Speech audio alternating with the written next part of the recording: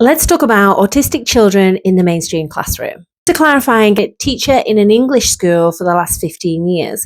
Within the English system, especially within the rural part of the UK, which is where I live, there is no separate special educational needs facilities. We have all of our special educational needs children, autistic, ADHD, EBD, nonverbal, within the mainstream classroom. We don't have special ed teachers. We don't have separate classrooms. Mainstream teachers also manage the special educational needs children. For the last 15 years, I have had at least 50% special educational needs children within my mainstream classroom. And this is how I have managed. Now, I'm really proud to say none of our autistic children have had to leave the classroom because it was too overstimulating or too loud. We have fully integrated all of our autistic, ADHD, EBD, nonverbal children within our mainstream setting for the whole year. There are a few simple things that you can do that I did too that meant that those children could be in the setting and could learn, making progress. The first thing that we did was have a visual timetable. It does not matter the age of the child, but a visual timetable for that autistic child was absolutely vital. Every single year we've had a visual timetable up and the autistic children will come in and check it straight away. Even on days that I forget to change the visual timetable, those autistic children will either change it or remind me that it needs changing. They would refer to that visual timetable at all times during the day, during the week, and even know by the end of that week exactly what was coming next week because we always kept it the same. Routines are vital for autistic children as well, so trying to maintain those routines throughout the day are really, really useful.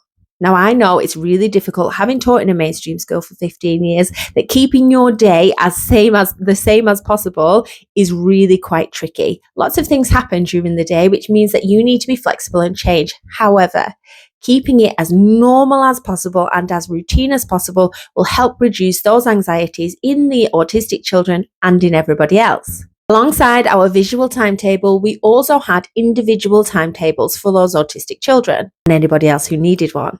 Those individual timetables just told the children if there was anything special that was going to be happening within the day. It also meant that they could tick off each of the jobs so that they could see how close it was to home time. Another thing that we've used that was really successful, that was pointed out by Ofsted, is trays. We use these trays to demonstrate to the children exactly what tasks needed to be done and finished. If they could see the task in front of them that needed to be done for that lesson or for that day, they could see that once that task was done, they were then finished. It was a great way to manage the child's behaviour. They knew that that job needed to be completed before, for example, they got the Lego out or they started to colour and draw. Our rules, boundaries and expectations for these children were the same. However, obviously with flexibility depending on their need. We found that keeping the rules, boundaries and expectations for these children the same meant that they felt part of the class and they felt safe and secure. We never had any issues with the children navigating bad behaviour following the rules, boundaries and expectations of everybody else. The thing that we found that worked really well is having individual workstations for those children. This might mean being on the end of another table or being closer to the door. This did not mean they had an individual desk outside of the classroom. They are and always have been part of our mainstream class. Therefore, they need to feel that way. We often found that those children with individual desks throughout the year would migrate themselves and implant themselves within the system and within the mainstream classroom.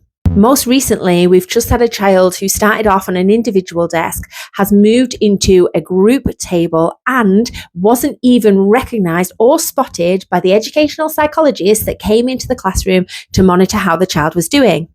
Which brings me on to another point of volume. We learnt and taught volume within our classroom to make sure that the children could manage their volume, and so it wasn't so loud for those children with special educational needs. We also found not only did it help the children relax themselves and be able to concentrate, but it also helped the staff. The level of anxiety and concentration within the classroom was profound. If you would like to know more information about how to teach volume within your classroom, look out for the Teaching Volume video. I'm Danielle Douglas. Let's talk behaviour.